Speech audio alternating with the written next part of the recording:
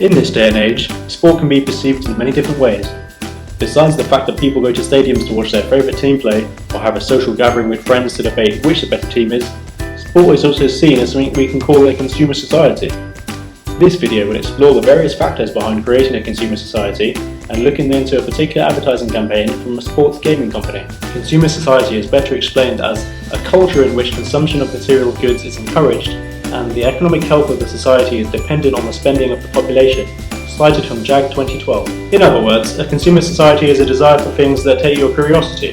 May that be something like a new song which you absolutely must download, a new football which is just being released on the market, or a brand new sports game which everyone is talking about. Now moving on to branding, and as stated by Dunn 2004, it helps differentiate you from the competition. It lets you stand out from the crowd.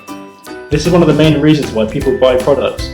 If a company is one of the big players in their particular industry, let's say for example EA Sports. Now EA Sports, as confirmed by Mullin, Hardy and Sutton 2007, dominates the sports games market, and company founder Trip Hawkins saw the market as a predictable business that had a strong following. This of course allowed the sports gaming company to brand and market their products with relative ease, as competitors were not yet established.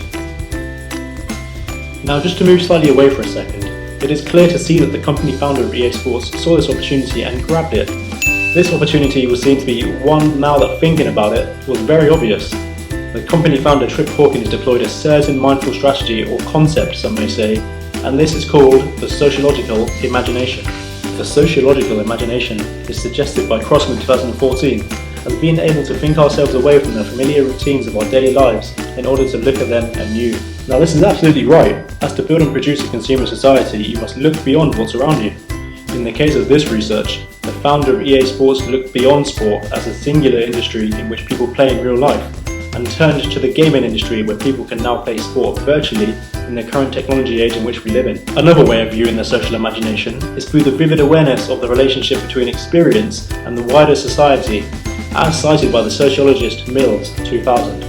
This suggests that for someone to possess a sociological imagination, they must be able to pull away from a certain situation and look at an alternative point of view. When relating sport to consumer society, it must be said that certain parts of the sport industry, like gaming, are shown to behold a consumer culture.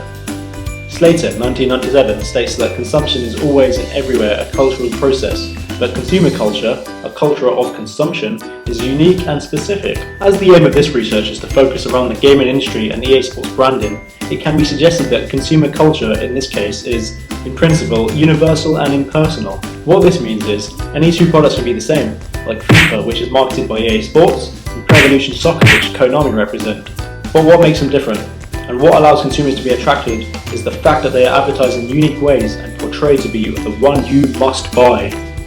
Obviously, consumers look for various specifics within a game, such things as the graphics of certain players which they look up to, like that of Cristiano Ronaldo. As you can see here, Ronaldo looks more lifelike in FIFA 14, as in Pro Evolution Soccer he looks rather more robotic. The technology these days has grown so fast that people want to see top quality games with amazing graphics, gameplay, and an overall sense of reality to the sport that they enjoy. A well-known motto which will live long in the EA Sports history is EA Sports. It's in the game. This motto by EA shows that the product does not claim to provide its own image of the world. It is instead marketed as a reflection of the existing one, which is evident in the promotion of such digital games as not game but simulation. Hutchins and Rowe 2013.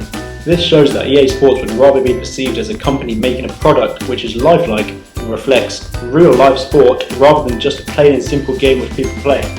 A recent advertising campaign made by EA Sports to market their new edition of FIFA 14, is shown here in the latest trailer showcasing the various new features of next-gen FIFA.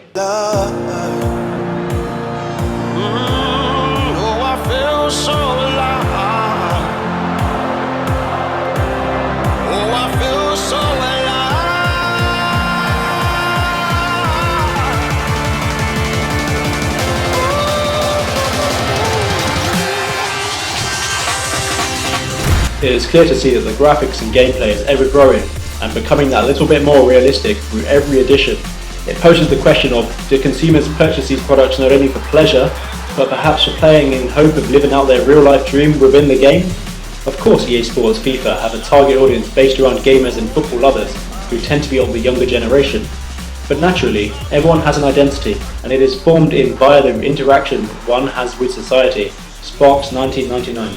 EA Sports, being the #1 sports gaming conglomerate which they are, will look to target the people who are balancing on the edge of the sport and gaming world.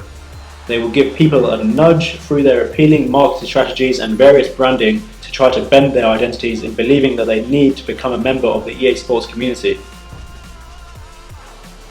This is again due to identity theory, and Sparks 1999 states that identities are hybrid and subject to change, which of course makes it relatively simple for a company such as EA to take control and fascinate consumers with their games.